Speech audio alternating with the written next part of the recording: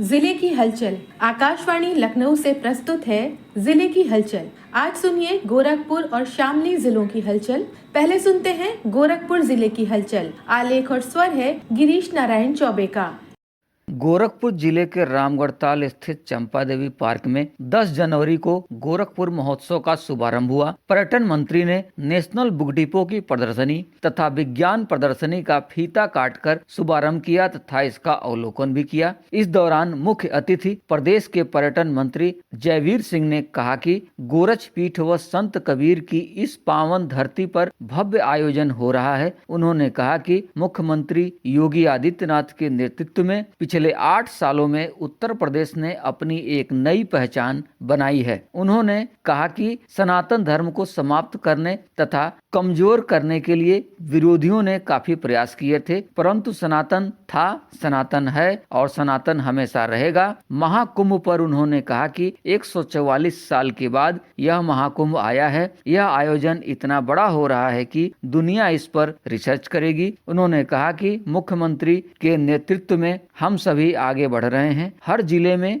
महोत्सव मनाने का कार्य मुख्यमंत्री ने किया है। उन्होंने कहा कि प्रदेश के 403 विधानसभा में करोड़ों रुपए का विकास मुख्यमंत्री की देन है। एकता, अखंडता और राष्ट्रीयता के भाव से प्रदेश आगे बढ़ रहा है। इसकी शुरुआत गोरखपुर से हुई है। हम सब मिलकर प्रदेश को विकसित बनाने का कार्य करेंगे। यह अग्रणी राज्य बनेगा।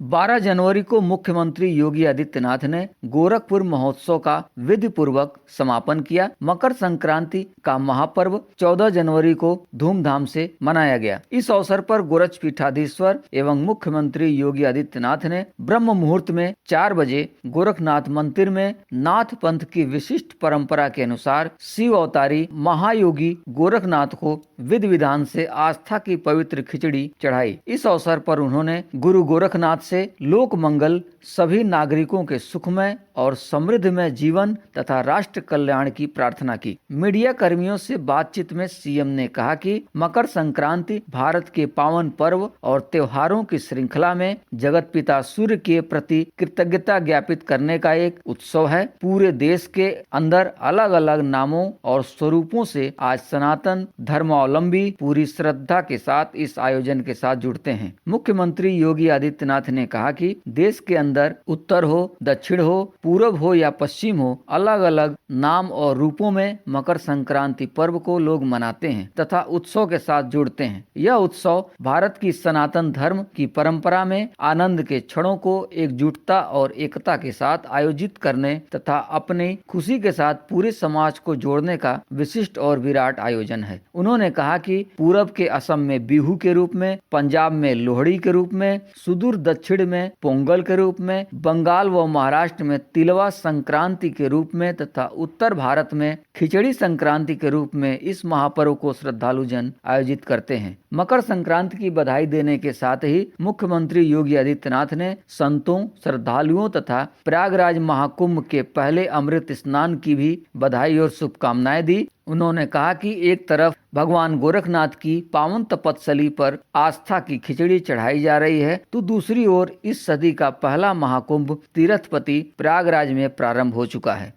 सीएम ने कहा कि महाकुंभ के प्रति जो आकर्षण देश और दुनिया में देखने को मिल रहा है वह अद्भुत है, अकल्पनीय है। देश और दुनिया में रहने वाले सनातन धर्मावलंबियों के साथ सनातन धर्म के प्रति आकर्षित तमाम विदेशी भी इस महाकुंभ के साक्षी बन रहे हैं। मुख्यमंत्री योगी आदित्यनाथ ने कहा कि पूरे देश के अंदर अलग अलग नाम और रूपों में इस पर्व को लोग मनाते हैं, इस उत्सव के साथ जुड़ते हैं।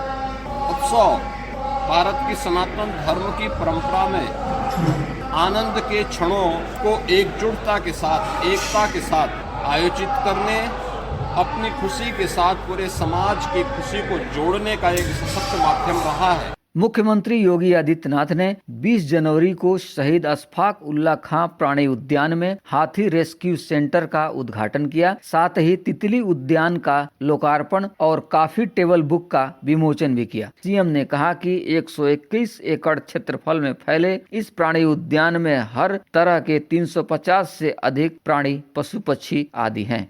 गोरखपुर जिले की हलचल के बाद आइए सुनते हैं शामली जिले की हलचल। आलेख और स्वर है अनुज सैनी का।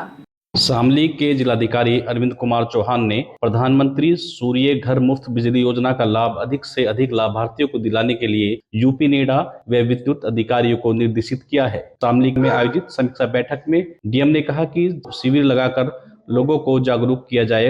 यूपी नेडा के परियोजना निदेशक ने अवगत कराया कि निजी आवासों में विद्युत उपभोक्ताओं के घरों की छतों पर विद्युत बचत एवं पर्यावरण संरक्षण के लिए यूपी नेडा डिस्कॉम द्वारा अधिकृत वेंडरों के माध्यम से अनुदान पर अनग्रिड सोलर पावर प्लांट स्थापित किए जा रहे हैं। इसमें फिलहाल तक 265 संयंत्र विद्युत उपभोक्ताओं के घरों की छत पर स्थापित करा दिए गए हैं। 220 विद्युत उपभोक्ताओं को कुल अनुमन्य अनुदान 1,67,00,000 रुपए प्राप्त हो चुका है।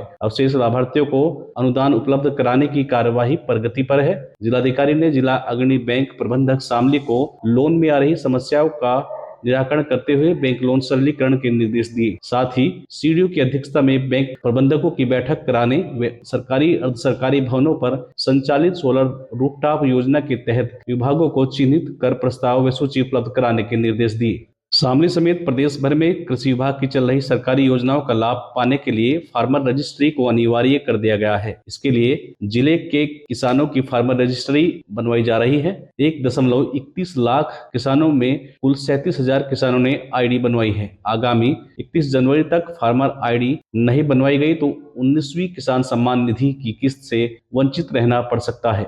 जिला कृषि विभाग के मुताबिक भारत सरकार की एग्रीस्टेक योजना के तहत फार्मर रजिस्ट्री में किसानों का विवरण तैयार कर डिजिटल इंफ्रास्ट्रक्चर में संकलित किया जाता है। इसके लिए किसानों की उपलब्ध भूमि का सत्यापन, आधार सीडिंग, किसानों की KYC की जा रही है। जिला कृषि अधिकारी प्रदीप यादव ने बताया कि राजस्व विभाग के लेखपाल व कृषि विभाग के क्षेत्रीय कर्मचारी के माध्यम से फार्मर रजिस्ट्री बनवाई जा सकती है। इसके लिए जनपद के प्रत्येक ग्राम पंचायत में कैंप आयोजित हो रहे हैं। जिला कृषि अधिकारी प्रदीप यादव ने बताया कि जनपद शामली में 1,31,000 कृषकों की फार्मर आईडी बनाई जानी है, जिसमें से लगभग 37,000 कृषकों ने अपनी फार्मर आईडी अभी तक बनवाई है। इस योजना में कृषि विभाग से संबंधित जो भी योजनाएं हैं उसके लाभ के लिए ये फार्मर आईडी एक अनिवार्य घटक होने जा रहा है। और अभी तक शासनादेश के क्रम में 31 जनवरी तक किसान भाइयों से अनुरोध है कि वो कृपया अपनी फार्मर आईडी बना लें, जिससे प्रधानमंत्री किसान सम्मान निधि योजना तथा फसल बीमा योजना तथा कृषि विभाग से संबंधित अन्य सभी योजनाएं जिसमें कृषि विभाग का अनुदान प्राप्त होता है, आने वाले समय में ये किसानों के लिए अनिवार्य रहेगा कि उनके पास एक फार्मर आईडी होनी चाहिए। फार्मर आईडी एक तरीके के किसान का पहचान है।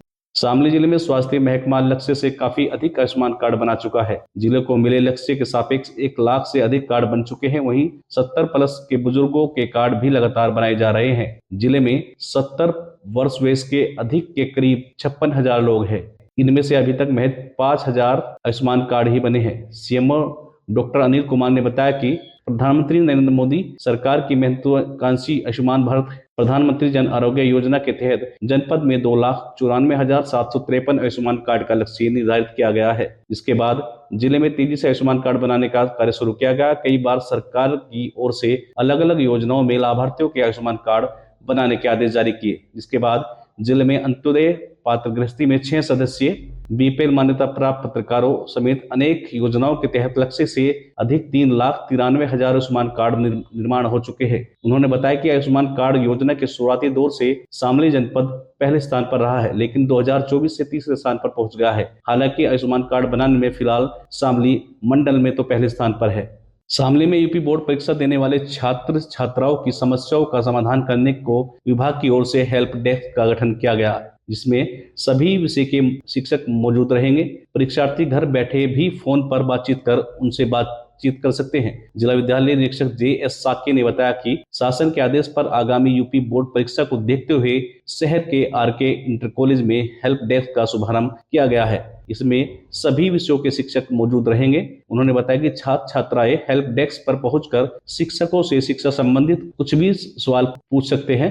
बोर्ड परीक्षा की शुरुआत होने तक यह हेल्प डेस्क व्यवस्था जारी रहेगी। ये था आकाशवाणी लखनऊ के क्षेत्रीय समाचार एकांश द्वारा प्रस्तुत जिले की हलचल का आज का अंक।